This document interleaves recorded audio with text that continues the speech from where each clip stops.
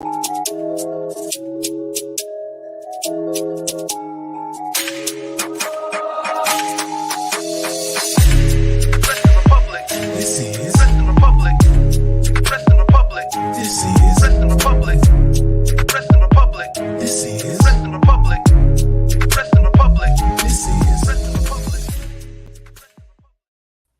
is good, everybody? We are back once again with another edition of Wrestling Republic's daily broadcast.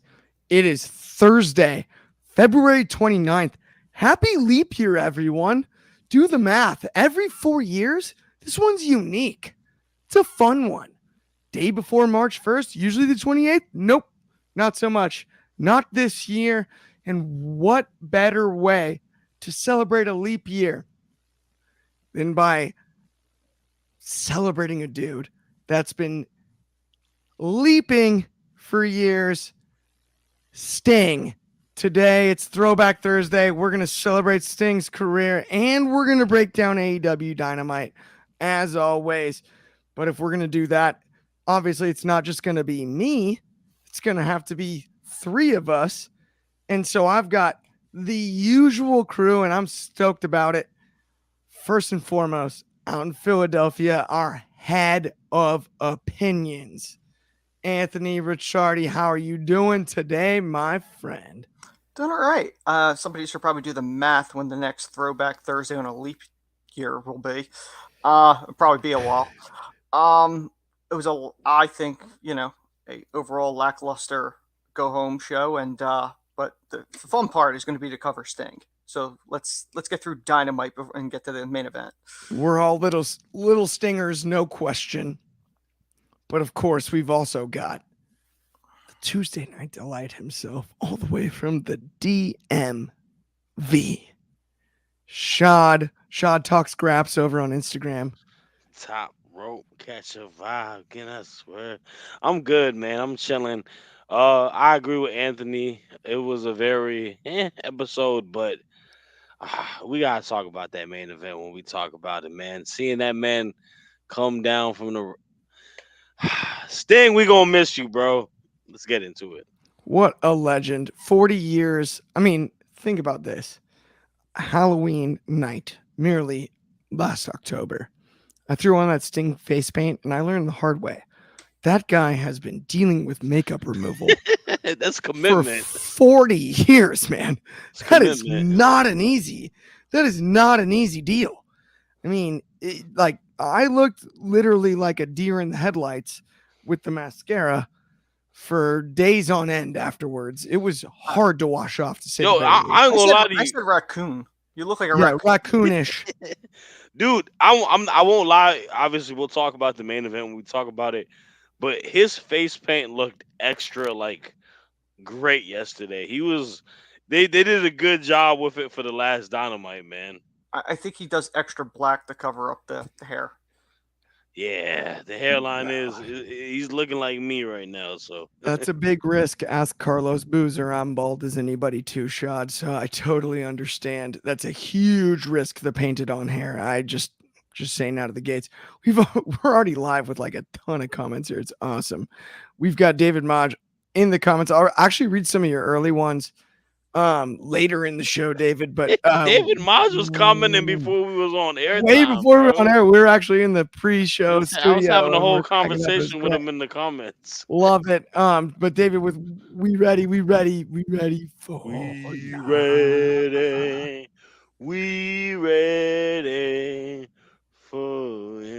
and then monster shout out our good friend Chaos for Wrestling Republic.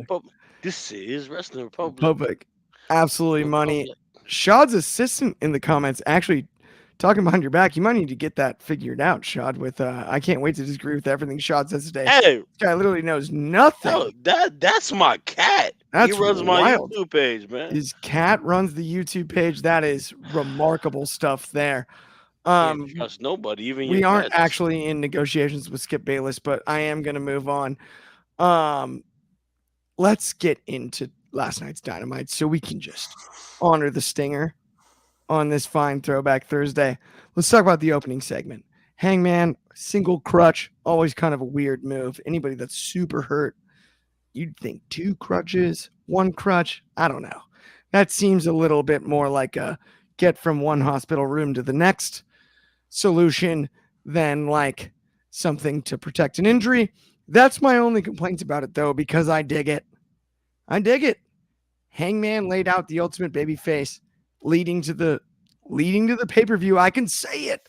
I almost said PLE, and that would have been a mess up because it's not. It's pay-per-view, and that's Sunday evening, old school, throwback. It's Throwback Thursday. We got throwback time on Sunday. I'm excited about that. I'm excited about Hangman in this. I loved the way that Swerve looked in this segment. I even mentioned to you, Shad, when we were watching it on the pre-show, Swerve looks yoked. Maybe it was the leather jacket, but he looks yoked. Looks ready to go, like he's been pumping some iron. Anthony, I got to ask you, man. We got this triple threat coming up here. We've got the Hangman stuff with Swerve, Swerve the ultimate babyface. Who's going over? Who's going over on Sunday night? Joe. Joe. I don't think they're going to give it to Swerve that soon.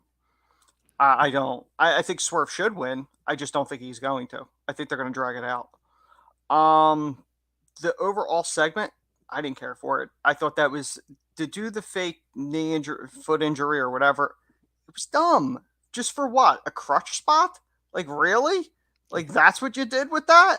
Like, I don't think it was needed. I think it was, we did it to fill airspace, but it really wasn't needed. Like, you didn't need more heat for this. Literally, the last time they were on pay-per-view, Swerve's literally choking Hangman out with a chain. Was a crutch really needed? The fake? Like, what? Like, why? Why was that added to this? On a side note, not directly on this, so Wardlow gives a whole speech last week of going, I'm not waiting in line anymore to take my spot. Okay, so Hangman's out there with a bum leg. Does he go after him to try to take his spot? No, he just sits back in the back and catering. Made no sense to me. I thought Swerve did well on the promo with Joe, but the Hangman thing wasn't necessary. It didn't do nothing. I hear you there. I know what you mean. We've got a bunch of comments about it too, and it's cracking me up too. We've got Coach 23 is in the comments with guess the 2 crutch thing is the injured one, and then giving the other dude a weapon to use against him. That's a great comment. I love that. And then Tink 22_54 said, bro, I'm going bald too. Shout out, man. It is what it is. Hey man, getting old. It happens. Yeah, I guess I'll I don't know. I'm actually due for a haircut. It's pretty bad right now. I've been really getting around it with hats mostly in recent days. Coach 23 also added Joe, and then Joe again. Joe. I like it. He said Swerve needs a little more seasoning, and then David Modge added yes, good point.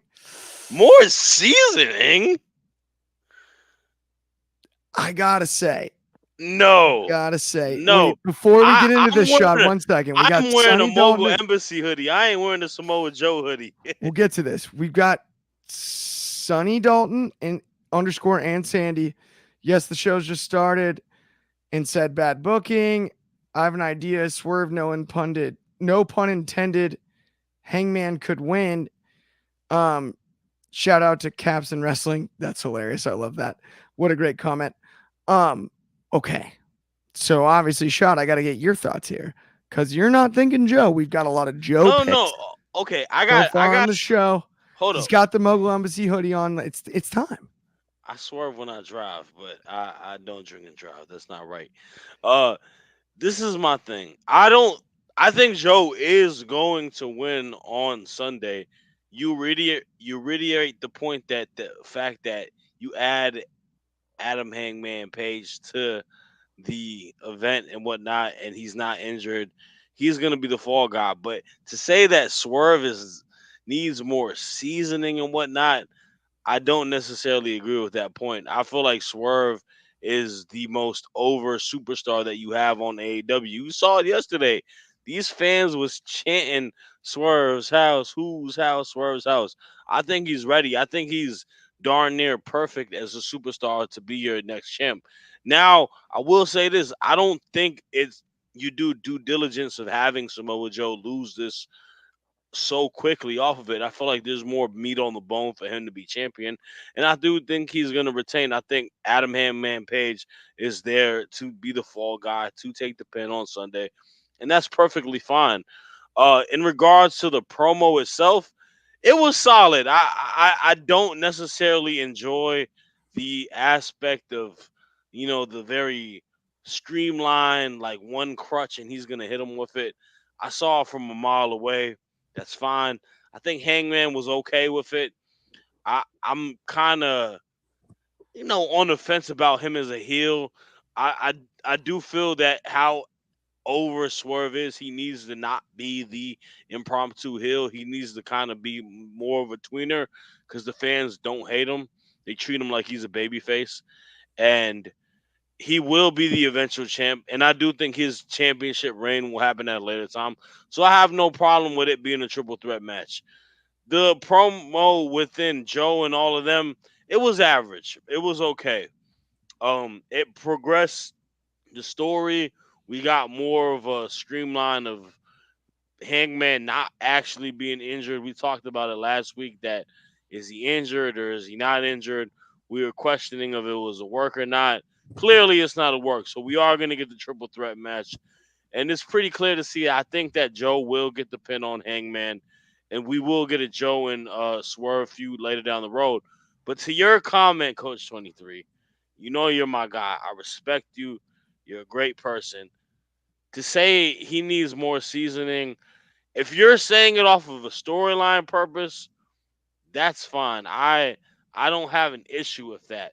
But as a champion, as a viable contender, I don't think he needs more seasoning. I think Swerve Strickland could be the champion right now. Take the baton, run the full course relay as long as you need him to do because he is the most important wrestling figure in AEW at the moment. He is darn near perfect on all aspects. In ring, checks all boxes. Look, persona, checks all boxes. Cutting promo, checks all boxes. And he is a guy that the moment he becomes champion, the fans are going to love it. And just the dual aspect of him being a baby facing a heel, it's going to be a champion that AEW deserves and that they're going to appreciate a lot. I love it, and I totally agree, especially on the seasoning part of the comments. But I gotta say, when it comes to my pick, when it comes to this, for this weekend, the way I look at it, and I've done this similarly in WWE. Anybody that follows the show day to day knows what I've said about where I think Cody Rhodes should finish that story. I love history, and I love sports history. Arthur Ashe is an incredible figure. It's still Black History Month right now, February 29th.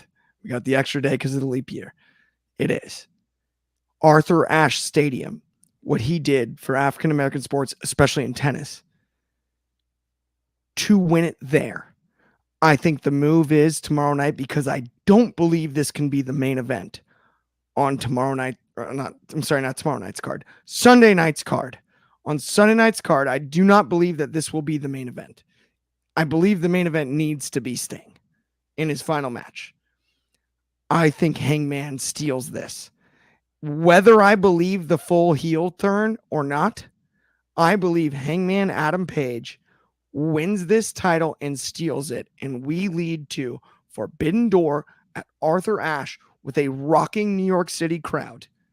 Swerve When I Drive hits, it will be ballistic, and thank goodness there's no roof on that place because it would absolutely implode the moment he lifts that title in the main event in that venue. And I think that's a part of booking that's often overlooked in wrestling. And I'm no expert. I'm just a huge, longtime fan. But I will say that moment is not only deserved for Swerve, but would be iconic in that venue, in that arena in Queens, New York, in Arthur Ashe, and it would be full. We know the main events. Adam Page versus Swerve Strickland. That's that is the time to strike. That is the time. He doesn't need any more seasoning to pull it off. And Coach 23, great minds think alike. He had commented that. I understand the possibility of Joe, but yeah, Coach 23 added earlier that either at Wembley or at Arthur Ashe, I think Arthur Ashe is the venue. And there's plenty of time to set it up. It's the time to do it. And I respect that. It's just the comment saying more seasoning to me that makes it I feel, disagree with. It makes it feel like he's not. He needs more seasoning to be ready to be champ. I don't think wouldn't that's say the more case. seasoning. I think it's Timing. more of a timing deal there. Yeah, and I don't disagree with that standpoint. But to say he needs more seasoning, I think if you gave him the title right now, he could run with it and run it better than any other champ that we had prior to it. I'm talking to you, MJF. I'm talking to you, Samoa Joe. Yes. I think Swerve is better than both of them at this moment in time. And Sonny Dalton and Sandy over on Instagram also had a very similar comment too. And he's also talking about Joe as far as like the title is concerned. I think my only issue is if we're leading to Arthur Ashe being the venue where Swerve does stand tall to end the show, right? Joe Swerve to me doesn't land the same way Hangman Swerve does. And so maybe we have to eat some crow for a few weeks, complain about Hangman being the champion, but isn't that part of being a great heel? And that would be my devil's advocate. I'm not mad at that booking decision at all. Yeah, that would be the route that I would go personally, because I think Swerve deserves not just to carry the title, but the moment. And also the first African-American AEW world champion. It's a huge deal. To do it in Arthur Ashe it's the double whammy there. It's a huge moment in time in wrestling. It's historical. And I love moments like that in history. And I think that's important to note, as far as I'm concerned. Now, let's talk about the Blackpool Combat Club, though, versus FTR and Eddie Kingston. We've got all three wrestling in various spots on the card this weekend at Revolution in Greensboro. But last night we had them all six in the ring at the same time. I enjoyed the match, but it did feel a little bit like an instant replay +1 to me. That would be my only complaint. It is what it is. How did you like it, Anthony? And more importantly, how do you think it affects the booking this weekend? I think this was one of the weaker opening matches that they've done on Dynamite in the past few weeks. It was meh. I really didn't care. I mean, it was one of the few things that they did last night that was actually connected to the pay-per-view. They threw matches on this show that had no connection. These people aren't even on this weekend, as far as we know. So, like, at least that was connected. But, like, as a whole, I think I even dozed off during a portion of this match, to be quite honest. It was that boring to me. I just couldn't get into it. So, unfortunately, I don't have much to say on this one, but I just didn't care for it. I just don't think it didn't motivate me. If I wasn't already going to watch the pay-per-view, it certainly didn't go, oh, I absolutely have to see where these matches go. I don't care. From that perspective, it didn't make me care anymore towards it. Absolutely. I hear you. It was, yeah, I mean, I will say it was a well wrestled match. I just don't know how much it advanced story stuff. That's where I think I was kind of lost on it. And it's funny because David Modge added over on Instagram, like, your co-host is going to Revolution. Yeah, Revolution. Yes. Soul is going to Revolution. Yeah. He's the man. It's going to be awesome. He'll be in Greensboro. But yeah, I just, I was fine with the way the match was. We got even more comments. Thank you, everybody in the comments. This is great. We got Sonny Dalton and Sandy with this is my favorite lineup for this show. And then hashtag Hot Thursdays. I love that. That's all time. Thank you. We appreciate that, man. Thank you for tuning in as always. That's awesome. Yeah, the match is what it was. I think FTR Bucks has to be the direction coming out of this pay-per-view is the I mean, we've seen that multiple times. Yeah, now. but it's time. It's time to flip it and have the FTR be the chasers. They I think gotta that's the I time. feel like it's well, we'll talk about that then. But It- I you're- feel like it is an aspect of we're trying to rejuvenate the tag team division, and there, I feel like he's gonna throw back his main stage guys to try to bring life back into it. I feel like these guys, Combat Club, FTR, Kingston, they're all doing the same repeat stuff, and it's not landing. No one cares. Kingston has 3 belts. No one cares. They're trying to make this Triple Crown as a big deal. No one cares. I can see where the 3 belts thing is. It was. I thought the point was unifying them. I think like a really pretty title belt could solve that quickly, and that hasn't happened. Right to your point, it's still it's made up of 2 titles that weren't worth anything, and a third you just threw in. So why would you think that would suddenly make it prestigious? Yeah, no, I completely understand. And also, I got to, speaking of announcements, I got to make really quickly one.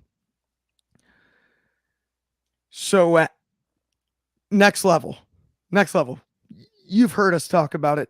Probably if you tune into the show a few times now, if you're a new listener, check this out. It's really sweet. If you're a huge fan of convenience, this is a start. Not only is it a start, it's money. It works. It's awesome. It's easy. You try to find us on Instagram. Sometimes it's a struggle. You try to find us on YouTube. Sometimes it's a struggle. You're trying to find stuff on the website. Where are we at? What's going on? Check out. Go to nxconnect.me/Wrestling Republic. All of our content across all platforms. Same place, same time, user-friendly, easy as could be. And not only that, if you do check us out and sign up, we've got an announcement. It's been in the works for a while now. It's a big one. It's a fun one. If you like having fun and you like pro wrestling, you could totally win. So check it out and stay tuned. Because when we drop that announcement, you're going to like it. I assure you. But with that, let's move on to our next topic, which is the Will Ospreay promo. It's Will Ospreay, and it's Don Callis, and it's Konosuke Takeshita. See, I got that right. Messed it up a ton when he first debuted. Got the pronunciation right this time. Konosuke Takeshita, Will Ospreay. I don't know. I like it. I love Don Callis. Is it just me or Shad? He's back. I thoroughly enjoyed this segment, and I like it on the standpoint that it's a different type of booking. It's Don kind of trying to play the case where I got 2 marquee names within my faction. You know, when you join a clique, you got to get jumped in, right? It's kind of the case for Ospreay. We kind of got to test the water, see what he can do, and get him fully acclimated.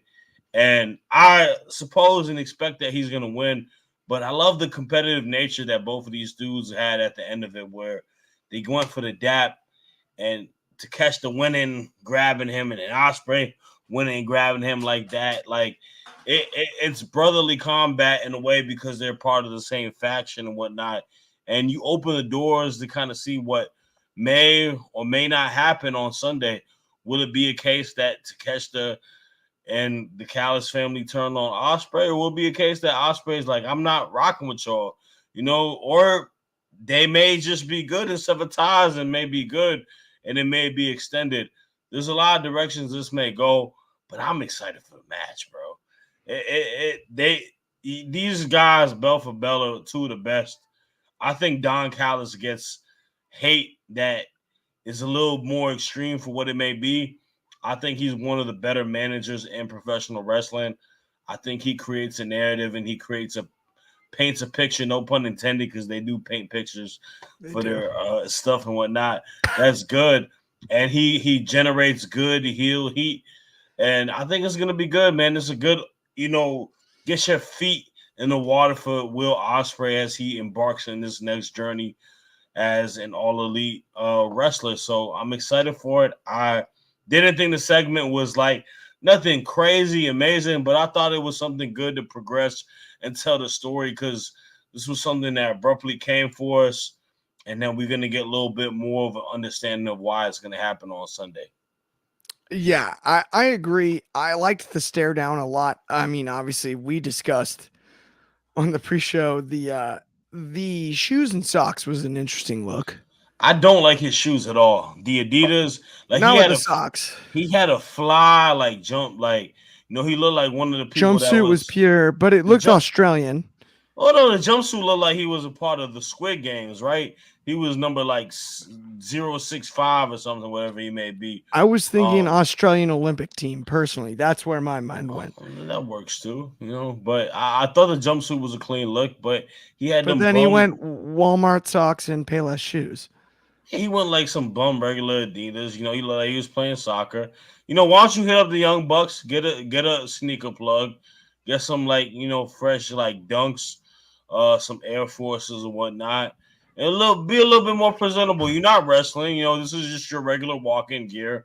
And I think Ospreay needs to learn that presentation is the key. If you're a superstar, you gotta look like a superstar. You can't call out Seth Rollins, flirt with ideas of having matches with him and not look fresh. Seth, somewhere in between Seth Rollins and Ospreay is acceptable there. We don't need to go all the way to Seth. He was wearing shoulder pads at some point, and I'm not talking about spiked ones. Like I mean, shoulder pads. That was a wild man move. I'm pretty sure he came out in like a nightgown at WrestleMania 39. As good as the entrance was, Seth makes it do what he got to do. I respect his creativity of how he goes. I don't think he does better than the missus. I think Becky Lynch has like some of the flyest gear, outside of wrestling. I think she, for sure. They definitely sit down and be like, babe, how are we gonna look good? How are we gonna like push the lines to make us look great? But that's the thing that makes it a lot different. And this is all jokes. I'm with you. I'm just joking around with it. I think the only solution to this whole thing was if we just got a pair of ankle socks as opposed to Walmart socks for Ospreay, we would have been in good hands. I think we would be fine. 23's comment is crazy. What do you say? Sneakers and wrestling is John Cena's Kmart sneakers. That's John Cena has the worst outside ring gear. That man still wears jorts. That's crazy. Okay, we do have to move on, though. We've got a match that was interesting. It was criticized actually on yesterday's show. Shout out, Ben. Much love, my friend. But Atlantis Jr. versus Chris Jericho. Chris wrestled Senior back in the day. And the preview video was the best part about this segment. Anthony, do you have any positives from the match? Historically, I mean, it's nice that, the father wrestled Jericho. Now Jericho's wrestling the son. Of course, he didn't put the son over. And quite frankly, this segment could have been to promote the pay-per-view. Atlantis ain't on it. The father's not on it. Jericho's in a throwaway match. So quite frankly, I think you could have used anything else to try to promote your pay-per-view than waste it with this. This you could have thrown on Rampage or Collision. You did not throw that on your go-home show on Dynamite. Yeah, I know technically Collision would be the go-home because it's Saturday, but no one's watching Collision. The bulk of AEW's audience is watching Wednesday night. You don't waste it on this match as your go-home show because, again, it makes no sense. Why would you waste it on this? Just as a whole, I don't get the logic. Maybe Jericho wanted it. I don't know, but I would not have put this on the go-home show, personally.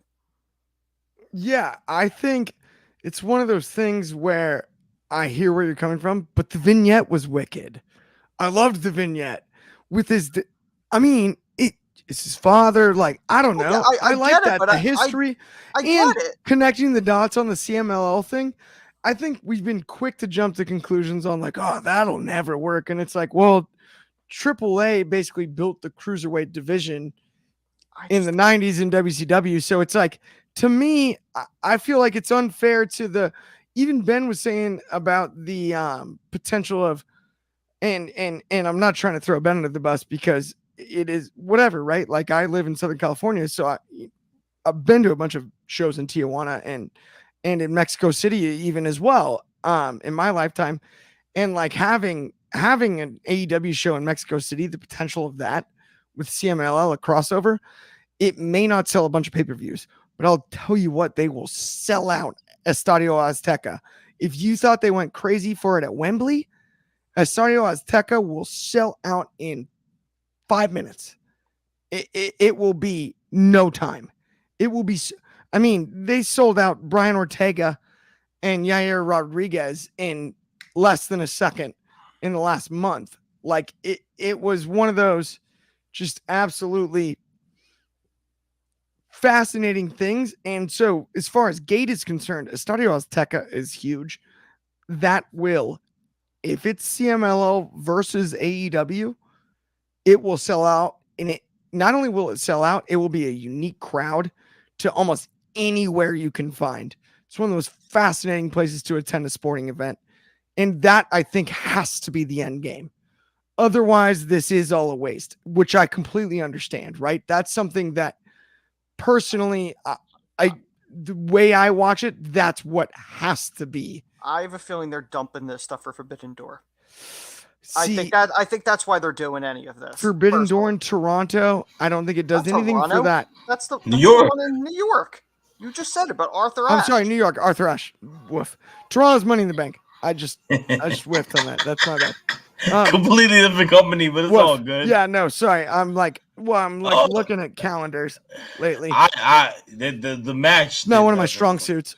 The match did nothing for me either. Like it just was not.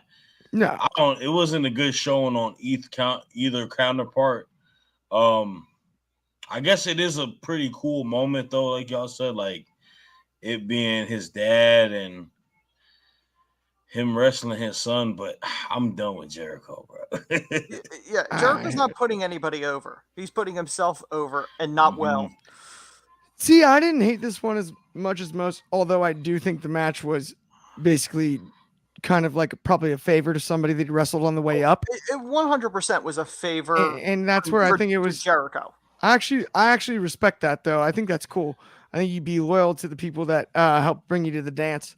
And I think that's one of the more positive things that I've seen out of Jericho in a long time. He did his best to carry the match. It is what it is. He's old. I mean, heck, I think he'd admit that, right? But definitely David Maj added the Ric Flair thing. Yeah, there's a little bit of that, but nostalgia's nostalgia. It is what it is. Sonny Dalton and Sandy added. I didn't even watch it. That's actually pretty funny. But let's Take a bathroom break. Let's move on to, speaking of main event type segments, let's talk about the Young Bucks and Sting. So we've got the Stinger. Wait a minute. Actually, no, I skipped a segment. Whoops. Yes, you did. Whoop. Whoa! You was about to have me tight. Whoop. Sorry, no. Whoop. We're moving back. That's my bad. Shout out Chris Berman. Sky Blue and Statlander wrestled last night.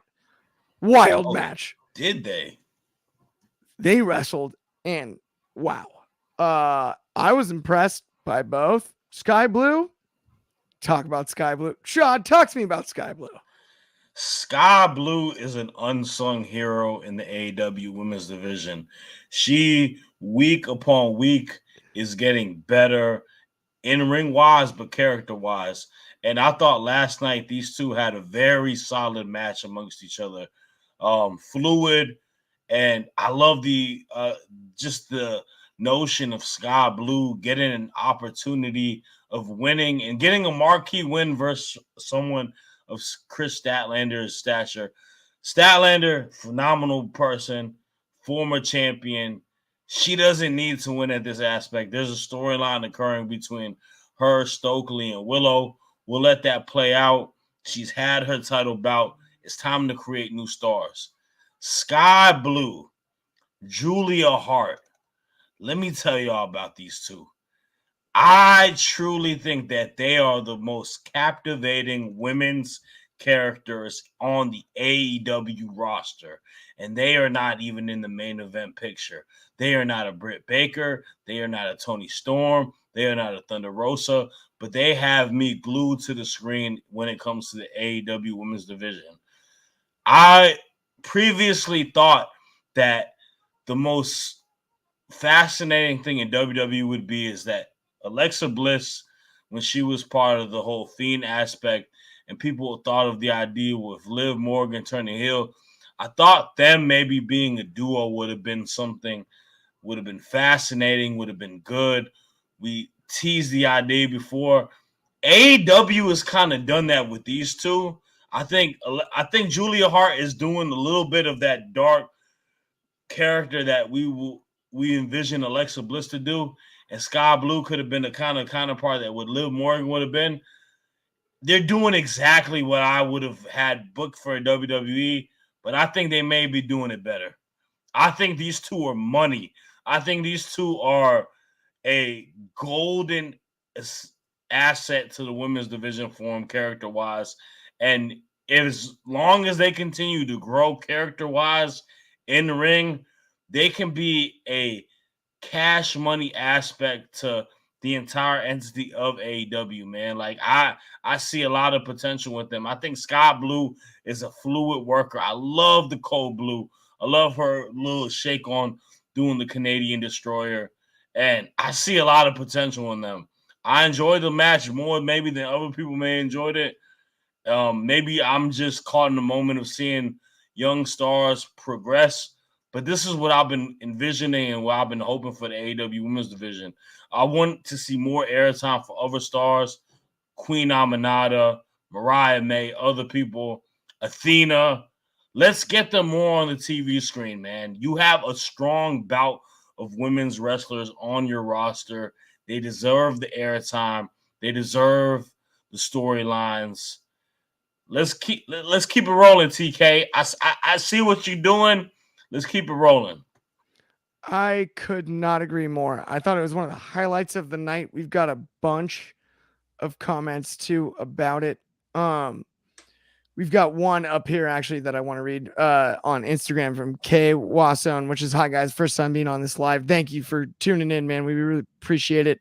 That's awesome. And we've also got right here from Coach 23 Shad.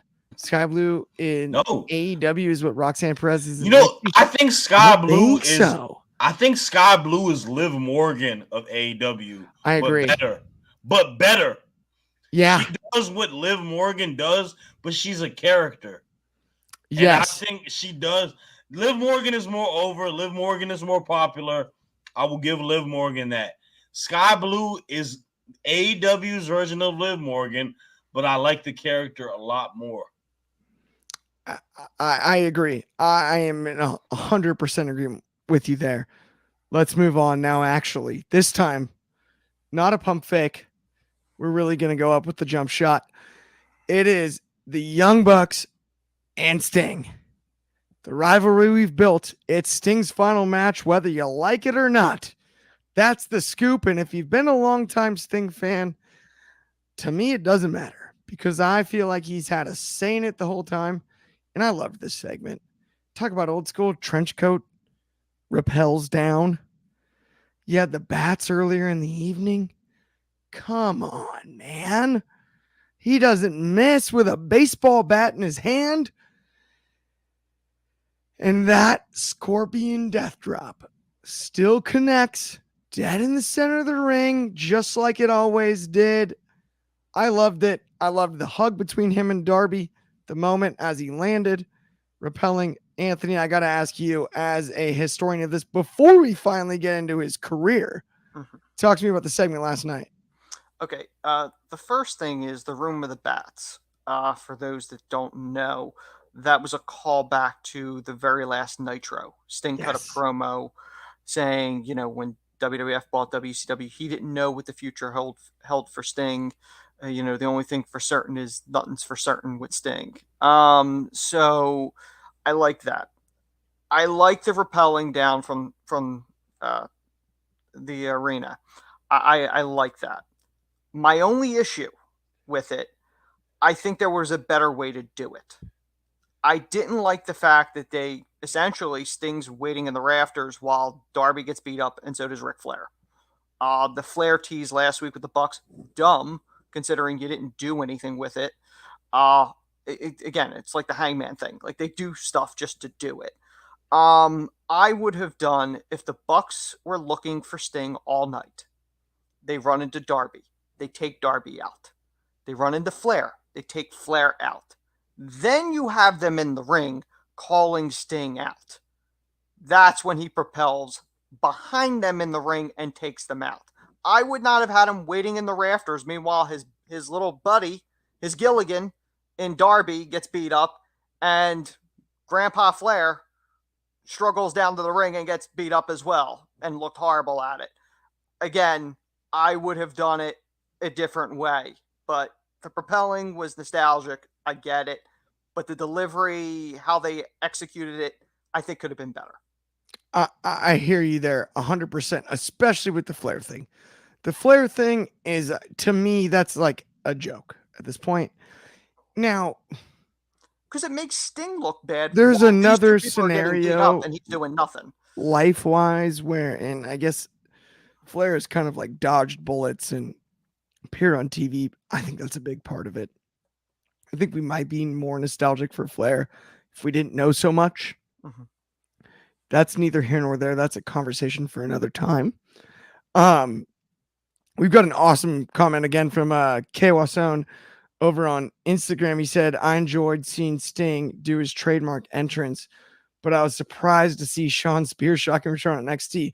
Dude, if this is your first time tuning in, check out Off the Air every Tuesday night, because me and Shoddy covered that like big time on Tuesday night. And Anthony, I was utterly surprised by that, would cover that, but like, yeah, we were shocked. I called him Ty Dillinger on the show on accident. Honestly, nope, he is Sean Spears now. Yeah.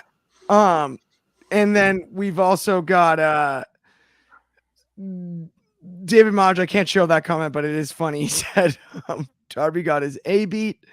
I totally agree. He did, but isn't that his job? That's what makes Darby great. Who's better at getting their A beat than Darby when it comes to like in-ring talent, right? He's there to bump. If you're going to be 160 pounds, you might as well get flung around the ring every now and again. That seems like just pro wrestling as it is, right? To me, I'm a huge wrestling fan. But I got to ask you, Shad, your thoughts on the Young Bucks and the Sting segment and the nostalgia you had from it. So I understand everyone's frustration on the booking aspect. It was a lot of overbooked stuff to it. Ric Flair's aspect within the beginning of him joining it has always been kind of weird to me. Oh man. You cough like crazy. You're good. No, that's my fault. I'm sorry. I was trying to mute. You good. But no, Ric Flair just joining the aspect to AEW off the jump was always kind of like, I understand what they're going from it. I understand the nostalgia aspect, but Flair is well over a shell of himself at this point. Within all of that, I was thoroughly entertained. I cannot lie to you. I have grown and enjoyed the corporate Bucks. I think they have some sort of like entertainment aspect that has me chuckling in all aspects. They do a very swell job of what they need to do. I like the, point of view of them trying to incorporate Ric Flair to it. Although I feel like they haven't booked it to a standpoint where it's as believable. Them low blowing them yesterday was kind of wild to me. The whole fiasco between Darby and all of that. But the meat and potatoes is seeing Sting Sting come through the Raptures, just through with the little zip line coming out there and just wreaking havoc, man. And to me, that overshadows every moment and every aspect of the overbooking, all the silliness and all of that. You as a fan, you're glued to the screen and you're thoroughly entertained. And that is the beauty of it. It makes me kind of just not even care about all of it in totality, right? Yeah. I'm just enjoying the ride that we get, this last ride with Sting, this last opportunity to see him, compete in the ring, be part of the wrestling environment and all of that. And I'm not offended by it. I'm not over critical about it. I'm just enjoying it as a fan because I'm not going to get to have it anymore, right? So, Yes. all in all, I liked it, man. I think him just coming off the zip line overshadowed everything part of it. It made it work. And so I was going to present something because I loved it so much. And we had this coming here. Just like Sting's WCW days. Oh, I'm sorry. I was glued to the main event. Just like Sting's WCW days. So David Modge, both of those, shout out. And then the best Sting drop was from Uncensored 1997. Is that the helicopter drop or not, Coach 23? Because to me, that might be the best. That was one of the ones where they had the pool around it. So The helicopter drop was I think it was absolutely outstanding, though. I will say top 2 there. Now, I had an idea, booking wise, and I wanted to ask you both about your thoughts on this. So we've done some throwback stuff with Sting along the way. And the Greensboro Coliseum, I was looking at it. The arena, there's a nice little ledge over that 300 section. Oh, no. And I'm thinking we have an opening match, potentially the world title match, to open the show. And it's always hard to follow that. But from a booking standpoint, what if the next thing you see is a Young Bucks promo talking about not only retiring Sting, getting the crowd heated up, and then suddenly a spotlight. And guess who's standing in the rafters? And if we could hit that note one last time, man, if we could hit that note one more time, I would be pretty fired up. I think that while we're on that part of the subject, before we finally get into what day is it again? Throwback Thursday, and our topic is Sting. We're staying on it. Anthony, resident historian when it comes to that, head of opinions. Before you give me your thoughts on that little idea, I want you to give me your memories of Sting, everything you love about Sting from his career. Talk about it and how much Sting meant to you as a lifelong wrestling fan. Sting is one of those rare performers that he has cornerstone chapters in his career. And what I mean by that is, they are so memorable, from his original day tagging with the Ultimate Warriors, the Blade Runners, that nobody really knew about him. When Ric Flair made him in the early 90s during their series, the Crow Sting, the Sting that was a part of the Bash at the Beach NWO, Wolfpack Sting, which logically really didn't make much sense because he was defending WCW and then just joined an NWO. But besides that, and he was the last soldier of WCW. He wouldn't jump. And when WCW got bought, everyone wondered, will we get Sting finally in the WWF? And the answer was, not for a while. He would go to TNA, and he'd become the flagship of that upstart company. And you would think, oh, he's just going to do a nostalgia Sting. He didn't.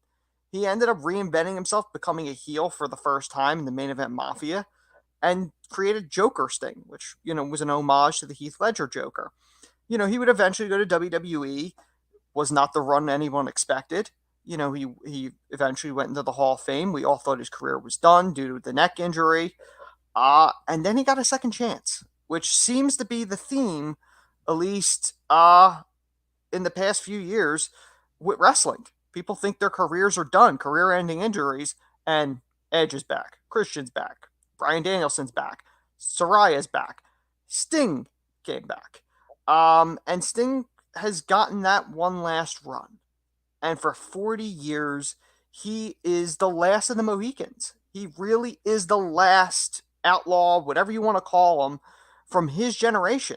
There's nobody else left. I mean, technically, Paul White wrestles occasionally, and same Mark Henry. Edge and Christian are hanging on, but Sting from that era, this is it. Everyone else is gone. And to see Sting one more time, even if I don't agree with the Bucks being his last opponents, I think it's going to be special. Now, for me, when I became a fan, Sting was already Crow. He was already feuding with the NWO with the time I was watching, or it was the Wolfpack at that time, 98, early 98. So I'm not sure. I don't remember. I think he was still Crow at the time. I don't think he was Wolfpack, but he could have been. I don't know the timeline off the top of my head. But I have followed Sting. I know his history. I've watched his history. And, he's achieved everything you can in this business. Realistically, he's done it all. And he's one of the few people, if only one, that really made a name in this business and didn't need the WWE machine behind him to become that star. And the fact that, despite taking the face paint from the Crow and never getting in trouble for that, but he really has made it his own, and that's why everyone wanted Undertaker for Sting. It was the two soldiers, the two generals of those two companies, and we never got it. And probably it's better we didn't, because by the time we could have gotten it, it would not have lived up to the hype in our heads. Absolutely. I could not agree with you more. I mean, it's Sting, man. It's Sting. Tony Schiavone, shout out there. I mean, there's no doubt. Also, Coach 23 did clarify he came down from a helicopter. And not only that, I couldn't help myself. I had to look it up. It was March 16th, 1998. It was a Nitro, right? Nitro. Yeah. Monday Nitro. It's the Stinger. Shad, I got to get your memories of Sting as well. How did you, growing up, were you a big Sting fan, or did you appreciate him later? What parts of his career do you most remember? What did you love about Sting the most? I mean, for me, it's kind of similar with what Anthony's saying. I got more hip to the Crow Sting, more towards the NWO, to the Wolfpack era, that whole dynamic to him early. I remember he feuded with DDP on WCW and whatnot. And then a lot of the TNA stuff, his feuds with AJ Styles, obviously his not so memorable but somewhat memorable moment with Jeff Hardy, all of that. And that's one thing that I appreciate about Sting, is that he didn't need the machine to be the marquee name that he is. Obviously, he had a short stint towards the later part of his career in WWE, but Sting created the image of Sting without being on the top dog, top promotion and whatnot. He carried the image, name, image, and likeness of who he is, and he ran with it, man. He was a person that everyone knows. You can ask anybody who is a wrestling fan, an old wrestling fan and whatnot, they're gonna know who Sting is, man. And it is one of those careers that he has gone decades upon decades upon decades upon decades. Even when you think about what he's done in AEW, when I saw him debut, when the Winter is Coming pay-per-view, I popped, bro. I was utterly surprised. I was like, oh man, he's doing what he does, man. He's going against the grain. He's raging against the machine. He's going to a different company, and he's leaving his imprint over there. And even within what we talk about in the AEW, we talk about him and Darby versus FTR, him kind of helping Darby become the marquee name that he is now, from being a young up-and-coming guy in AEW to literally putting him under his wing and letting him be baby Sting through it all. Man, Sting is one of one, man. He's a legend. If people want to put him in their Mount Rushmore, I'm not mad at them about it. He's done so much for the greater good of professional wrestling, and it's wild to see, man. He's 60 years old, but he still is not afraid to entertain us as fans and be happy about it. And like I said earlier with the segment that we saw last night, you gotta appreciate moments like this, man. It taps into your heart and it taps into a nostalgia that Absolutely. you, in the essence of you being a child and growing up and watching this stuff. And you gotta appreciate it, man. Like there's a lot of people that quit this sport to a point where they're just like, yeah, I'm done with it. I'm done with it. He's like, nah, man. He loves this stuff, man, and I appreciate and I respect him. And we're gonna miss him, but we're gonna definitely be excited for it. And I'm not a person that wants to. AEW doesn't fund me, man, but like I hope everyone thoroughly watches on Sunday, and whatever the outcome may be, whether we like it or not, let's appreciate it as a fan and appreciate what Sting has done for the sport of professional wrestling. 100%. 4 decades. It's unbelievable how long he's been around. Doing the face paint too, I learned the hard way on a Tuesday night in October. It was unbelievable. But I got to talk about Sting really quick. So when I was a little kid, I was the little Stinger. There's no doubt about it. My first action figure I owned, professional wrestling wise, was an LJN Surfer Sting. And it was a big deal to me. I loved it as a little kid. I distinctly remember I was a huge fan of both Monday Night Raw and Nitro.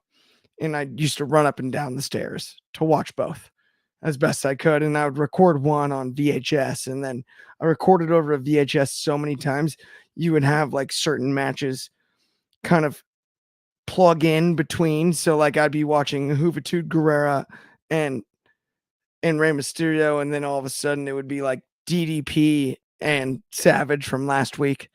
Like it got ridiculous, but I loved both companies. Can't lie to everybody. I was a WCW guy. I was 5 years old, so don't judge me. Don't judge me. I was 5 and 6. But what I will say is one of my earliest memories watching professional wrestling, initially when the NWO debuted, I was a big fan of both Kevin Nash and Scott Hall. So I looked at my dad and was like, oh, Razor and Diesel. This is great. Eventually, as they ran roughshod, Sting started hanging out up in the rafters. And I distinctly remember all the time during Nitro, my dad would kind of fire me up. And in hindsight, I understand it differently now than I did as a kid. But he'd fire me up about it. Like, what are they going to do about the NWO? What's going to happen with the NWO? How is the NWO going to be stopped? And I would always look at him and go, well, Sting's got us. Sting can do it. Sting can cover us. And whatever you say about Starrcade 97, Fast Count, Nick Patrick, I don't care. I don't care. It's one of my favorite wrestling memories as a child. Sting actually winning the title and the celebration. Did they botch the finish? Absolutely. It doesn't matter. Oh, yeah. And then from there, Sting continued to show class and absolutely fill buildings no matter where he went. And he didn't go to WWE not for no reason, for any reason.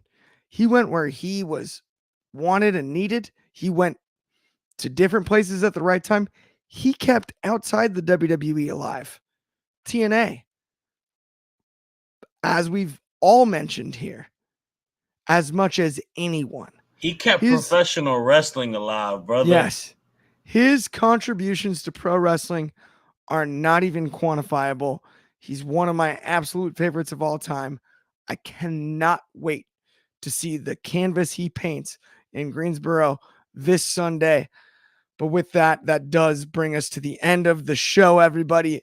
Thank you so much for tuning in. If you haven't already liked and subscribed, please do. It means the world to us. We'll talk to everyone soon. We'll be back tomorrow. Same place, not the exact same time. It's going to be noon Pacific.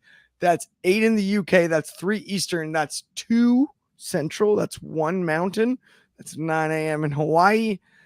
Also, check out Sold Separately, coming out soon. Covering Sting action figures, me and Anthony. It's iconic. Check it out. Thank you so much, everybody that commented as well. Have an awesome Thursday night. Enjoy the wrestling this weekend. It's going to be a blast. Talk to everybody soon.